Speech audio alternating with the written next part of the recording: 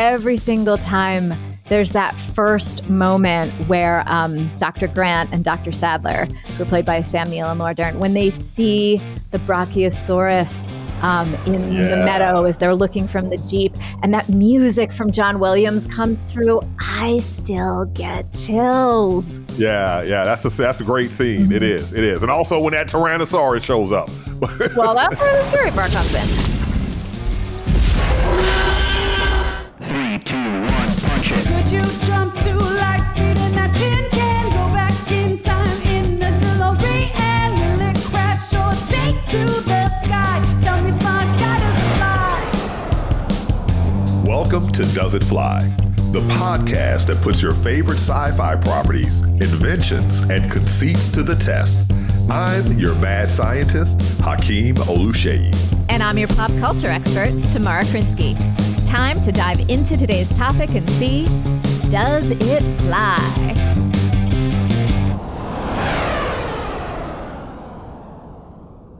Well, hello, Does It Fly fans. We have an exciting announcement. We are running a contest. That's right. We are doing a great giveaway, and there are multiple ways to enter. Multiple? Tamara, that's too many. Well, then let's make it easy. Just go to the link in our bio, and all the ways to enter will be outlined right there. Cool. That's easy to do. So you better go before the contest ends. When does it end? The contest runs from July 2nd to August 22nd. All right. So the contest is open to anyone 18 years or older and living in the United States. So if that's you, what are you waiting for? Best of luck. And may the odds forever be in your favor. What? That's not very Roddenberry. Hey, we cover all franchises. Tamara, I missed you. Where you been? Oh, Hakeem, I've just been floating around in cyberspace, or at least trying to. Actually, that's not true. I've been on planes a lot lately, so I was thinking of you because I know you travel a lot too. I do. And you know, I was talking to a man who is a flight attendant, and I was asking him, should I get some of those compression leggings? What did he say? He's like, oh, you know, that could be good. Yeah, you know, maybe you should if you travel a lot. So let me tell you. So we're in the springtime now. You know, even though our episodes don't air exactly when we record them, mm-hmm. I just got a piece of advice for you, because I plant me some seeds during the springtime to grow food to eat. So this year, I decided that I'm going to grow, you know, several generations of crops. Grow me some leafy greens because they come up fast, grow fast, harvest them, then grow some more stuff. I went to the seed store, and they're like, oh, here's this box of free seeds. I was like, well, what do you know? Huh. So I picked up some. They're not what's labeled on the package. That's why they were free. My arugula. Huh? How did you figure out they weren't what was labeled on the package? Did they start growing already? Yeah, they've grown. They just took off rapidly. Oh, wow. And my arugula turned out to be beets. You know, you plant the seeds and you know what they say. Life will find a way. Life will find a way. But what is that true just for today's life? But does ancient life also find a way? Because, you know, 99.9% of all species that have ever lived have gone extinct. Well, that is the perfect segue into our topic today. The dire wolf? No. Welcome to Does It Fly, the podcast where we talk about the science and story of your favorite gadgets and gizmos and conceits in sci-fi, fantasy, horror, and sometimes very miscellaneous categories of movies. Yeah. Today, we are actually going to be talking about Jurassic Park. The first movie from 1993. Yes. And specifically, we're going to be talking about the idea that a species, in order to adapt, can change its biological sex. Yes, to survive. That's right. Now, full-on spoilers, if you haven't seen Jurassic Park, we are going to be talking about the plot. And, you know, we know that it may be with streaming. We know that there's always a few of you for whom it's new. So if you don't want any spoilers, click the button, click pause, go watch Jurassic Park, and then come on back and listen to our podcast. But we are going to be focusing just on that first movie. So we're not going to be talking about the later, newer ones. We won't spoil those for you. Yeah, we're not going to talk about the 38,000 that came after. So the sex change that we're talking about today is the dinosaurs in this Jurassic Park who were supposedly unable to reproduce because they were all female were able to somehow reproduce. That's right. And to give just to kind of like lay the ground for the conversation, we're specifically talking today about biological sex, not gender and gender identity. So this is the biological sex of the dinosaurs in Jurassic Park, who, for security reasons, were specifically genetically bred to be only female until apparently they found a way to thwart that. So they found a way. Yeah. Life finds a way. That is the statement. You're implying that a group composed entirely of female animals will breed? No, I'm simply saying that life finds a way. Let's start with the science. All righty. So, I am not there's this plot that I've seen, and it's knowledge about paleontology, knowledge about dinosaurs. And so there's a big peak when you're 4 years old, you know everything about dinosaurs. Then there's this little peak when you get your PhD in paleontology. Then there's another big peak when your own kid is 4 years old, right? So, I love the fact that, like, you said plot, and we each went to our own respective corners of expertise, because in your mind, a plot was a graph, and in my mind, a plot was a story plot. That's right. I can see that now. Yeah. I meant the graph. I meant the nerd plot. But the point I'm getting at is, if you want to know something about a dinosaur, you don't ask a scientist. You ask a 4-year-old. You ask a 5-year-old, right? Totally. But they might not understand everything about animal reproduction. So let's get into it. But the science of Jurassic Park is amazing because it brings up ideas that at the time were really pie in the sky. But now they almost look realistic in a way. There's been a big news item in the year 2025 about bringing back the direwolf, right? And so people believe that they took some ancient DNA, cloned a direwolf, and brought back a direwolf. Well, that is not what happened. And what happens in Jurassic Park, exactly the way they do it, extracting DNA from a mosquito in amber, right? And using that to recreate the genome of a dinosaur, which then is missing pieces. So they take amphibian DNA, frog DNA, and fill in the blanks with the frog DNA. That part of it just definitely isn't happening. So, well, you've already answered the question. No, I haven't. We're talking about sex change. We're not talking about just cloning ancient animals, right? Got it. So how would you do that? How would you do that today? A more likely scenario is what they did with the direwolf, is you take a very similar animal and you bring back, you have part of maybe that direwolf DNA, but you have some regular canine DNA. And from that, you recreate the physical characteristics of the animal you wish to bring back. So it's not an actual direwolf. It's like a neo direwolf, right? It physically looks like it, but it's not the same genetic lineage. And so you could do that, for example, with the living dinosaurs, which are birds. Mm-hmm. So those OG birds, and for those of you who don't know the phrase OG, it means original gangster. So I'm talking about original birds. They had characteristics that current birds don't have. Teeth, claws on their wings, long tails. So you could take some bird DNA today, mix it with maybe some reptile DNA, and create an animal that looks like an OG bird. It would be a neo-OG bird. I just made that up. I didn't plan that, just so you know. A Noogberg. Noogberg. That sounds like a character's name. And here's the problem, right? So in Jurassic Park, they fill in the blanks with frog DNA. Why? Because it's a narrative device that they use because they want to affect this sex change. And we know that frogs do that, right? Frogs can change their sex. Many other animals can do that. They're mostly sea creatures. There are and the question we're getting at is, could dinosaurs have done that? There are no mammals that can change their sex and be fully capable of reproduction. Can you get into that a little bit more and explain the science behind whether it's the frogs or some of the fish? Can you tell me a little bit more about how that works? Okay, yes. So That's the science I want to know. at the fundamental physiological level, Yeah. I don't know exactly. But let's start with birds. Birds have two ovaries, but only the left one tends to work. And if that one gets damaged somehow, the right ovary will develop more, but it now will behave more like a testy and it will produce male hormones. And so the bird will now take on male-like characteristics and some animals even physiology, but they're unable to reproduce.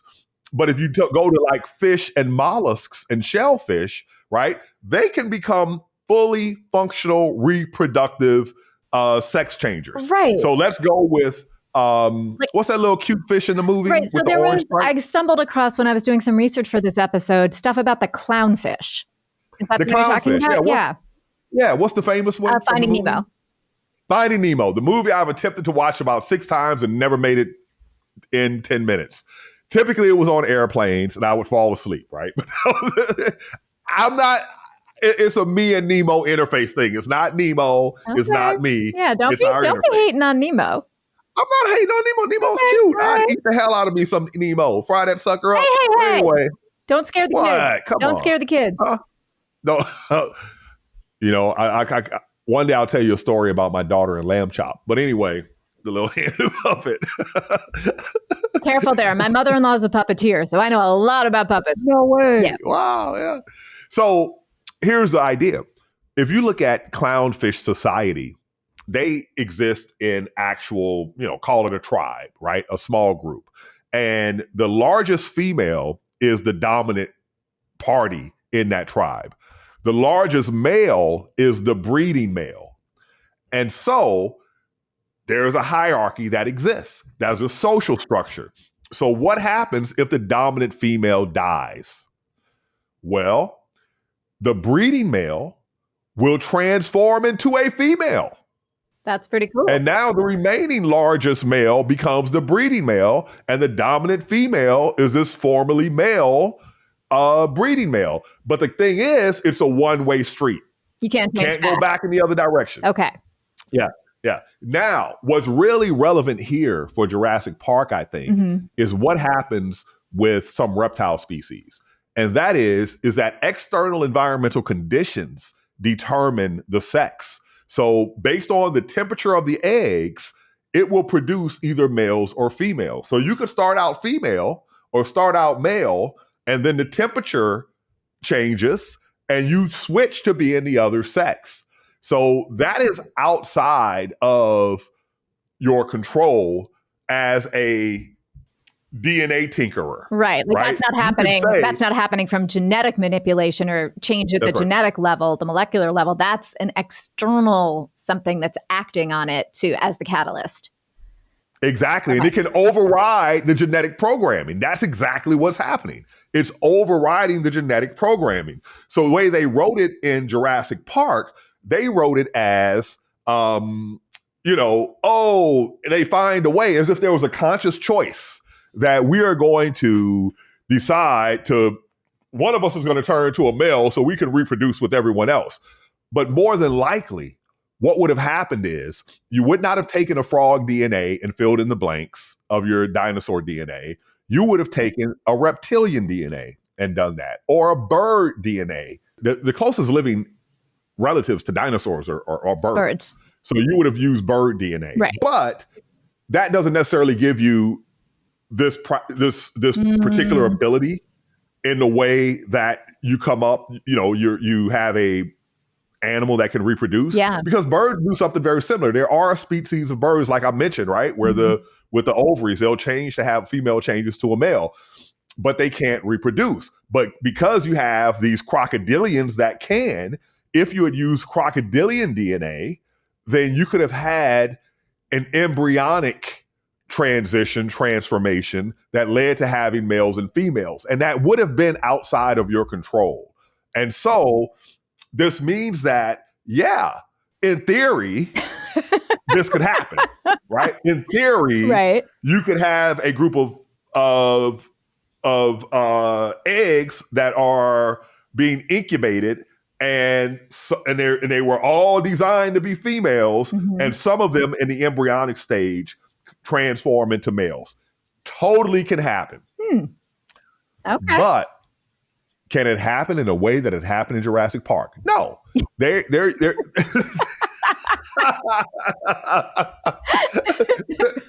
yeah, because if I'm correct, I think that they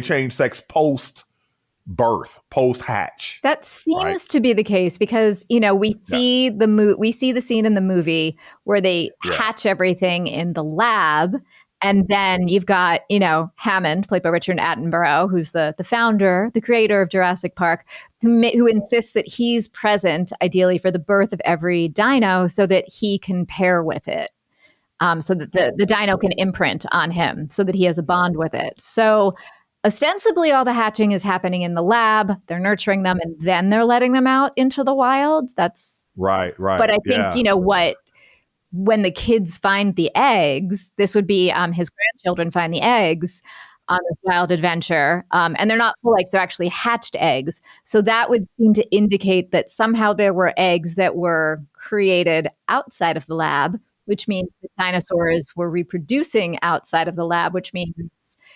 Well, here's a step that's missing, right? So I have chickens. I live in the suburbs, and I have a chicken coop. And there's one type of chicken you don't want in the suburbs, and that's a rooster. Oh my God, I was driving around the streets of LA the other day, and there was a chicken. There were two roosters on the corner, like literally just strutting around. Selling drugs. You got to watch the roosters. They're hanging out on the corner. Yeah, the rapper Common, he has this great song called "The Corner."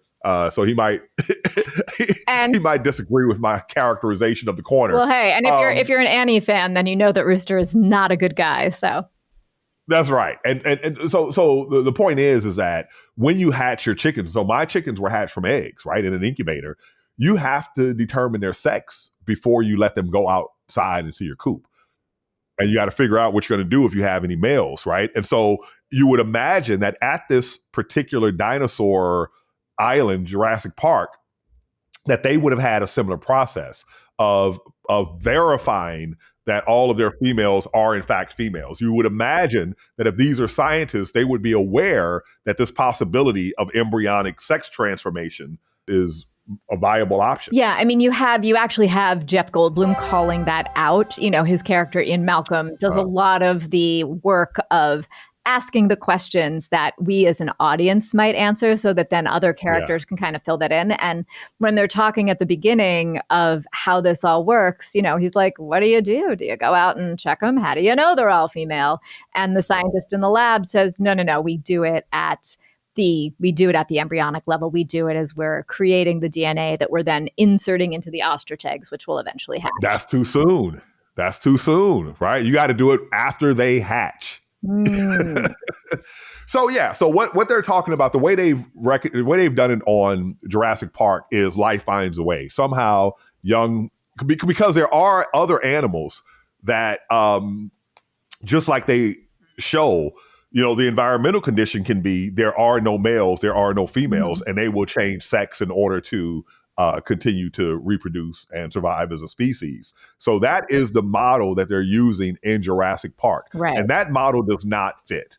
So my definitive word on the science of Jurassic Park is that it is based on real biology of real animals.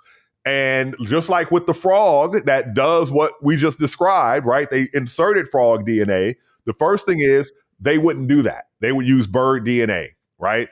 And birds don't do this. So why would they use a crocodilian DNA that would give them that ability? I don't know. I don't know why they would do that, right? I don't know why they would use frogs, right? It's a series of, you could tell they did their research when they wrote this, and maybe we know things now that they didn't know then. But the way it's manifests in this movie does not fly.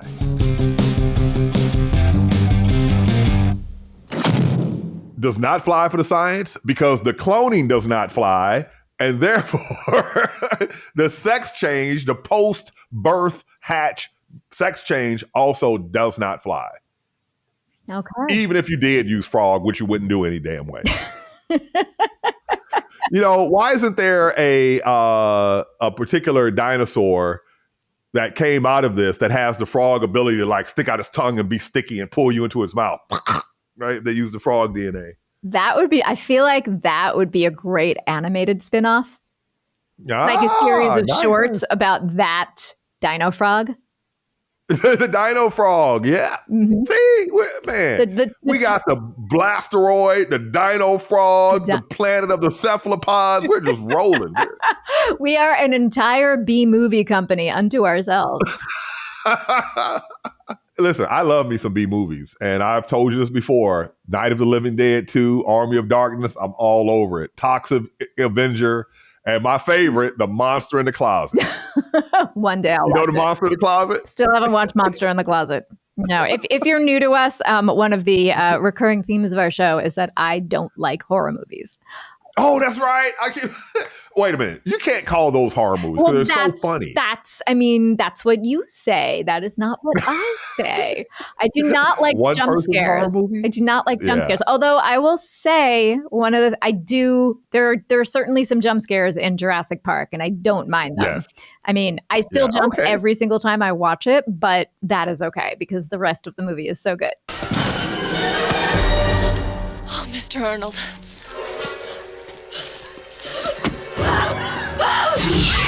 One of the things they do so well in Jurassic Park, and this is sort of a perfect segue into the story part of our conversation, one of the things that they do is they really build suspense beautifully. This film was directed by Steven Spielberg. He's a master at that. We all know the story about Jaws and seeing only the fin. And they kind of employed the same thing here where you hear the dinosaurs before you ever see them.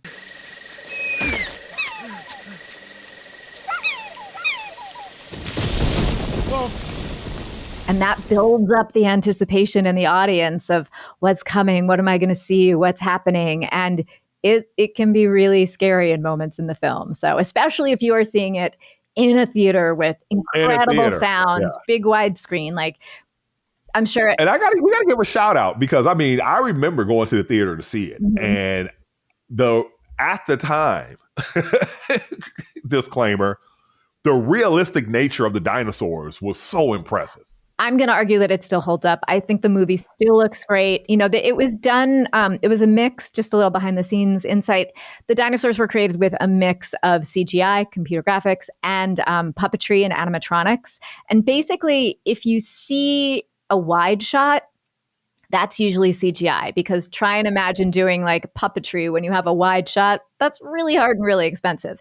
If you see something that's close up, then that is usually an animatronic puppetry moment. And I got to give a shout out to the combined imaginations and skill of Stan Winston and Industrial Light and Magic. And you put those together. And honestly, like I've seen this movie so many times and I rewatched it for this just cause.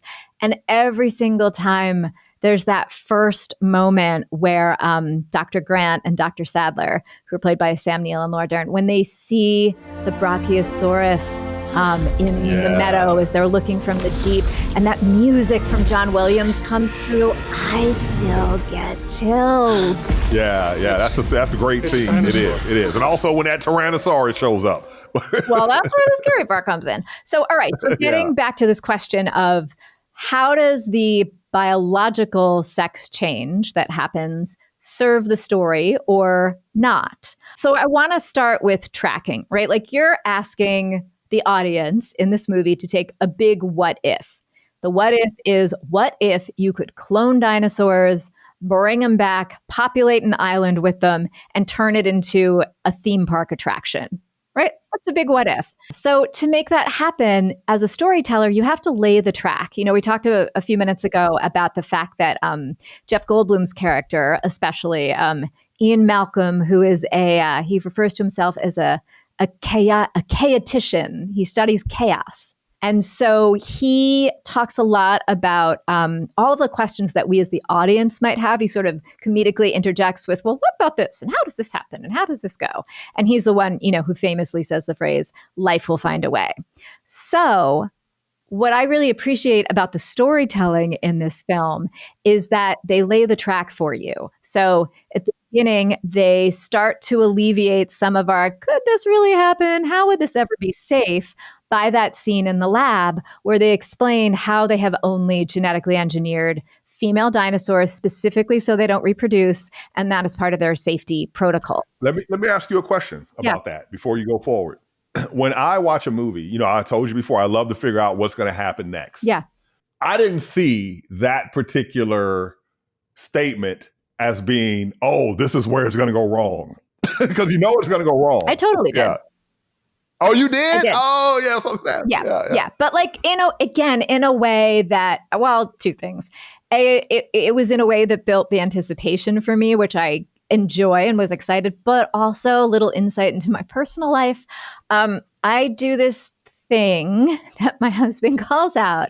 We are sitting and watching stuff, whether it's like a murder mystery or, something like this or whatever it might be. We're sitting on the couch, we're sitting in a theater, and we'll be watching, totally absorbed. Suddenly something will click, and I apparently let out a, oh. And he just looks at me and goes, don't tell me, don't ruin the movie for me, don't do it. And now my daughter has picked up on this. And wait a minute, picked on you saying it, or she goes, oh. Both. And so we just look at each other and he's like, don't ruin it for me. And it's not that he doesn't sometimes get it as well, but like he'll also have a tomorrow moment where he's watching something and he'll, So, it was the butler in the dining room with the lead pipe. Exactly. So I mean, it definitely piqued my interest, and I went, this is a breadcrumb they're laying. How's it going to pay off? It goes back, like bringing in theater for a second. It goes back to sort of this old thing with Chekhov, which is classical theater, where if you put a gun on a shelf, it's got to pay off later on. All right. Right. Putting my theater nerd back on the shelf. Taking out my. What I heard way back in like 1999 from the voice acting coach, Miss Taylor Corribo, was, if you see someone cough in a movie, they're going to die. I mean, it's the same thing, right? Like it's laying track, building it up, and then you have to, building anticipation, and then you have to pay it off, or else you aren't really fulfilling your bargain with the audience. Or if you're not paying off that, if it's a red herring, then you need something else that's going to come in. So with this, they alleviate, some of our concerns in the beginning. So it makes it easier to on-ramp to that what if of this could work. It also helps with the building of suspense as you go along, because you're like, how is this going to pay off? Is this going to work? Are they all going to stay? What's going to happen? And then finally, at the end, when they tell Hammond about the eggs, he realizes, oh, wait, this has gone far beyond my control. And he realizes his hubris. He realizes that, nature's going to outwit the humans here. And that's where he realized this is not a safe endeavor. So what it does is it actually helps to forward his character growth and the journey that his character goes on as we see him make his way through this adventure. Now, let's get to the frog DNA piece of it. It did not faze me at all. I mean, I think now that we're here in, 2025 and we know a lot more about the background of dinosaurs and their relationship to birds, I might watch and be like, well, why'd they use a frog, not a bird? Back in, when this movie was made in 1993, though, we did not have all that intel. We did know that frogs could change biological sex. So, I think about a frog, I think about what it looks like, I think about what all the pictures of dinosaurs I've grown up look like, and I'm like, yeah, totally, they could use a frog. That kind of makes sense. Why not? It didn't throw me, it didn't pull me out of it. And then, sort of later on when the sex change happens, I'm like, oh yeah, I remembered hearing something about that. So I bought into that as an audience member. It didn't throw up a red flag for, so did for I. Me. Just for the, I knew a lot less in 1993 as well than I do today. You know, I was not a trained scientist at the time, and I wasn't a nerd who just had consumed. You know, if you look at like, okay, the nerd information consumption rate is 3 books a week. So 10 years is like 520 weeks. So that turns out to be like 1,500 books, right? You know, and then, we're talking 30 years. So, 3 decades, that's like 5,000 books almost, right? That I've read since this movie came out. Honestly, I listened to this and it kind of makes me want to have a Does It Fly book club. Ooh, the Does It Fly book club. Do we talk about is books science fiction books? We could talk about science fiction books. We could talk about nonfiction books. Oh, nonfiction. We could pick a movie that we watch and then pick the nonfiction science book that's like the companion book. Ooh, and then we do that with the Does It Fly community in a live session. Yeah, so we learn together. Yeah. Yeah. Okay. I love that. We are just coming up. We've got animated shows. We've got book clubs. All right. Let me close the loop on this before we get too off topic.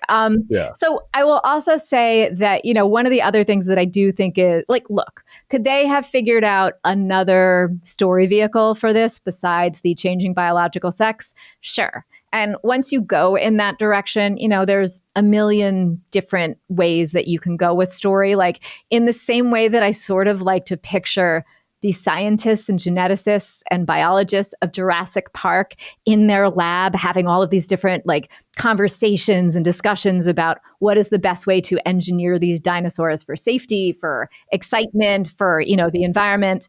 You have the same thing that happens in a writer's room, whether it's, a sitcom or a drama, or if you're making a movie, that usually happens between the writers and the producers. I mean, in this case, obviously you had an incredible blueprint because this is based on Michael Crichton's 1990 novel, and he wrote the film with David Koepp, and, Spielberg is always involved creatively in the films that he does. So that's pretty much the A-team right there.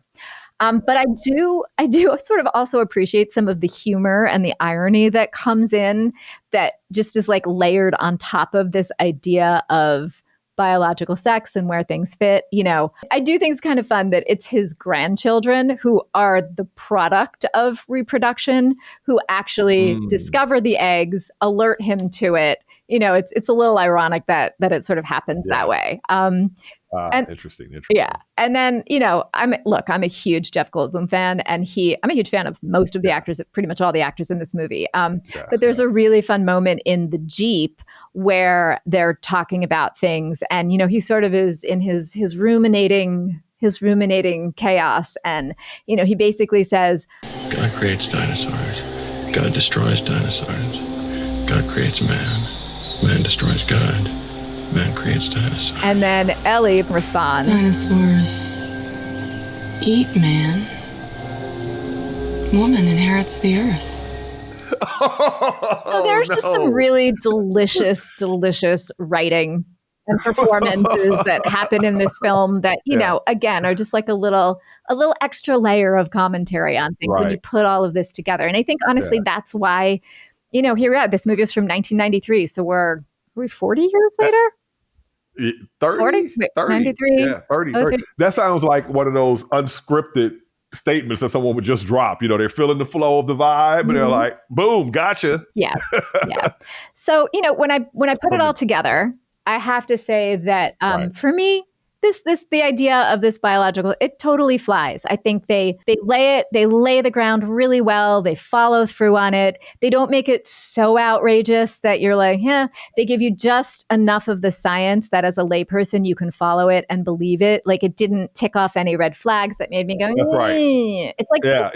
You didn't think to yourself, but DNA has a half-life of only 521 years. They can't go back 65 million years. Right. Like, I mean, that's like the it's encased in amber. Would it last that long? But especially for this. So I had another thought, Tamara, about the scientific element of it. And that is that instead of checking to make sure that each embryo born, that each hatched dinosaur is female, you could edit them after they're born and make sure they're sterile. But then you could also build in fertility that you could like edit it back to being fertile, but only say in a controlled environment. Like, okay, we turned on the gene for them to be fertile, but they must be in a tight temperature range and receiving light of a particular wavelength. So now you set up a boundary that it would be very difficult for them to overcome, but they could still overcome it. Right. See, and I hear that and I'm like, and there we have our story set up, because how are we going to get this dinosaur in exactly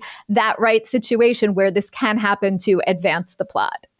Exactly. But okay, wait. So that brings up what I kind of want to talk about with the vibes. So let me put the definitive answer to yes, I do think that the biological sex change that happens in Jurassic Park absolutely flies from a story perspective.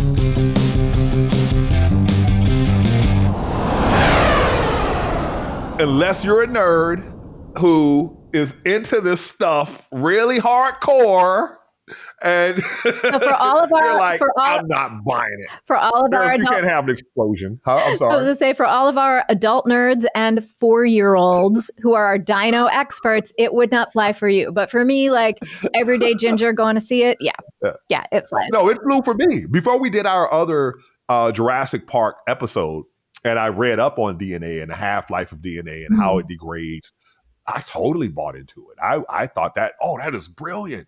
They, when I saw the scene, because I didn't watch a trailer or anything, right? This was word of mouth back then. And the whole idea of mosquito and amber just made so much sense to me. It's blood right there. But, what they could do is they could use like proteins from bone fragments, or and then they might have some partial, you won't have a whole DNA sequence, you can have some partial DNA sequences, and then you wrap bird DNA around that, and now you got your dinosaur like Neo-Dino. Your Neo-direwolf. Your Neo-Dino. Yeah. Our frog dino. Our frog dino. Frog dino. Yeah. Yeah. And you know what I also discovered? I didn't realize that Spielberg was making this movie and Schindler's List at exactly the same time. Yeah, well, he made this and then he went off and made Schindler's List, and he agreed to do this because he basically put it as a condition, I'll do this if you let me make Schindler's List. So he made this, he shot this, they shot in Hawaii, there were a whole bunch of delays because of weather and things like that. Then he went off to make Schindler's List, he was shooting that, and then he was editing this and doing post on this remotely. So, I mean, he wasn't the editor, but he was, as a director, you're involved in the post process. So yeah, he's a genius I mean, come on. There's no debate about that, so... Right. You'd be great to have one of those movies on your resume. Right? And this dude is doing them simultaneously, right? I know. And so different. Yeah. Okay. So what I was going to bring up before was, now we get to our third section, does it fly for the vibes? And that's where we sort of debate a larger question related to the movie. And my question this time around is, there is that phrase that we hear Jeff Goldblum utter. Life finds a way. Does it fly that life will always find a way? Can we control it? What are your thoughts on that? Well, one of the interesting things about the process of things going wrong is that it leads to things going right. And so what do I mean by that? So the way that life adapts is through the process of evolution. And there are many different ways that something could evolve. There's the normal environmental adaptive evolution. There are errors in DNA reproduction. There are mutations. But the point is that when a species is under a lot of pressure, that makes mutations that much more likely. And even though most of them will not lead to greater success, on occasion one will. And that means that now that species can survive in that environment. And if you look at the history of life on Earth, right, life has been wiped out in so many ways, right? Space has done it, like with the dinosaurs. The Earth itself has done it. Every time the Earth forms supercontinents and they break up, and that's accompanied by a great deal of volcanism, like the Permian extinction. So you had, for example, there's that shelled animal, ammonids, I think they're called. And, it's like a squid-like thing with a shell.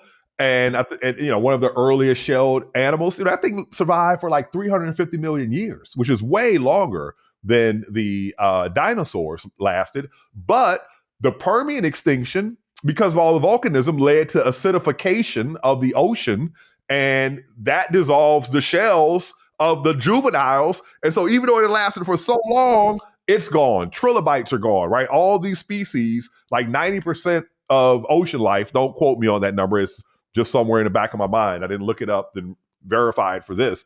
And something like 70 some odd percent of land life disappeared.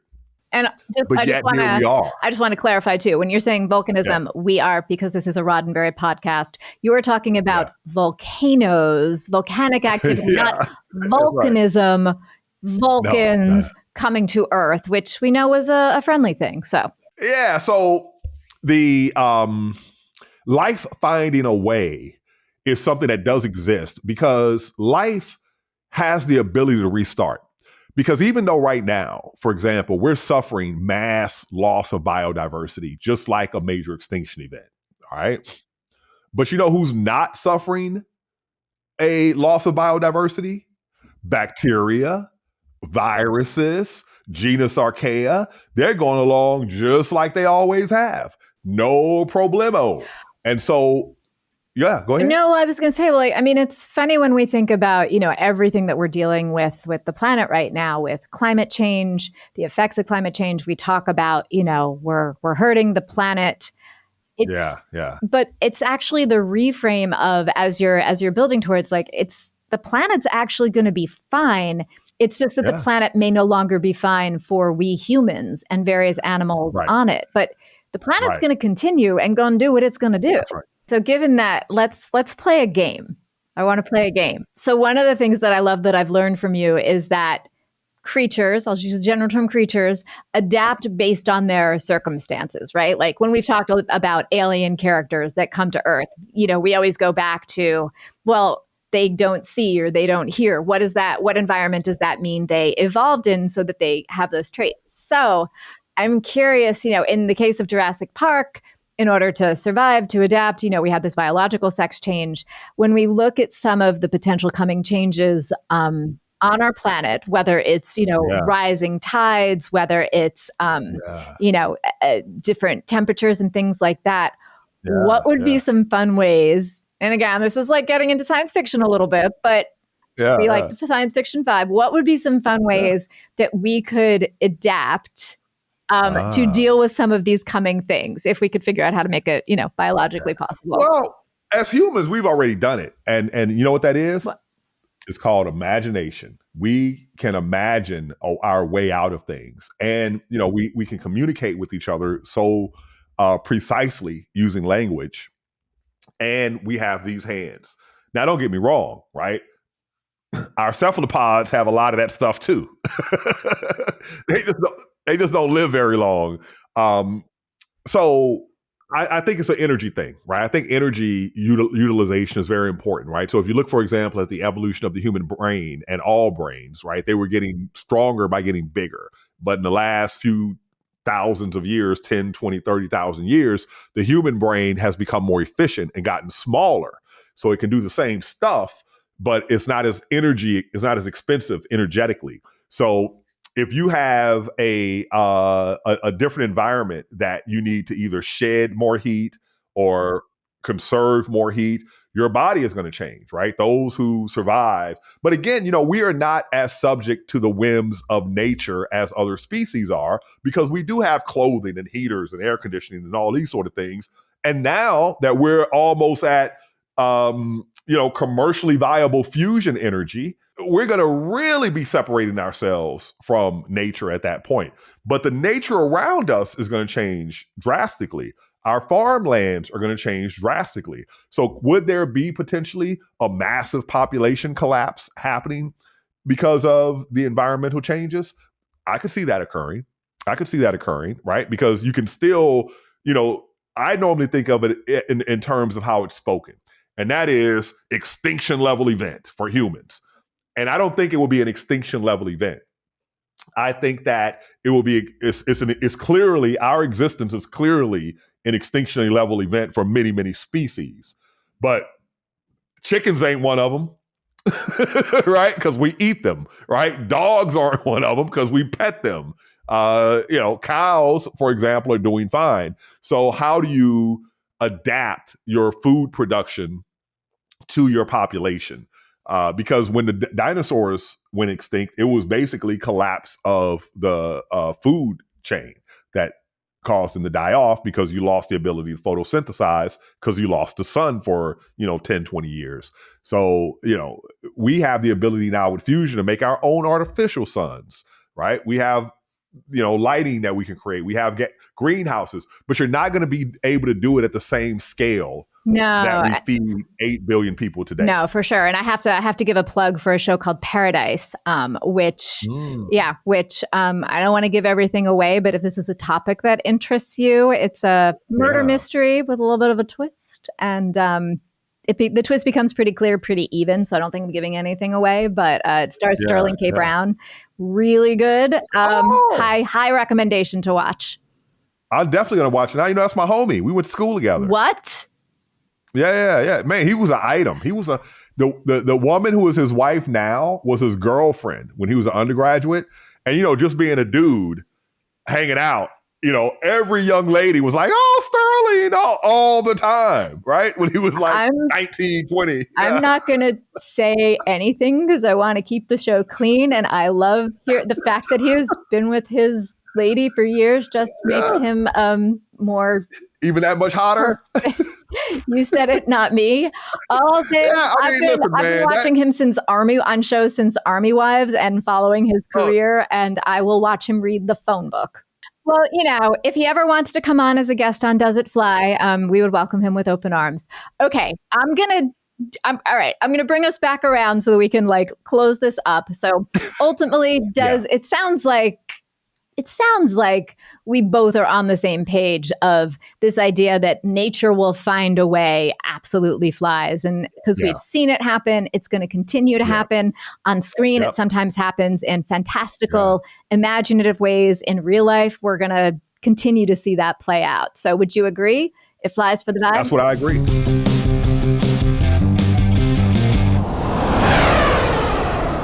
I agree. I agree. It flies for the vibes. Life will find a way, and humanity will find a way. If freaking Homo erectus, those hippies could last for 2 million years, certainly Homo sapiens can make it 1 million years.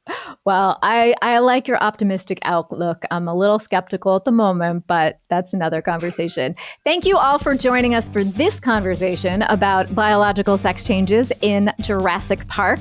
We drop a new episode every Friday, so come back, see what we've got happening next week. And Hakeem, where can they find us? You can find us online on the internets. We have a website. It is doesitflypod.com. And we're on social media. We are on Instagram at doesitflypod. We are on TikTok at doesitflypod. And you can find us on Friendster, MySpace, and Black Planet. Those are things that did not survive adaptation. Oh, okay. Yahoo chat. All right, y'all. All right. Thank you for We're not on those three, no. But we are on the others. And you can even listen to us on Spotify, which is what I do sometimes. Absolutely. Take us along on your car ride. And if you have thoughts about this topic or any other things you want us to take a look at, leave us a note in the comments. Thanks, everyone. We'll see you next time. Thank you all. Did you get it? Did you get the secret word? Well, if not, this is your reminder to scroll back to find it. And don't forget to click the link in our bio to find out all the different ways you can enter our super sweet giveaway. Woohoo! Good luck, and may the force be with you. A Star Wars quote. Yeah, when I said all franchises, I meant it. All franchises.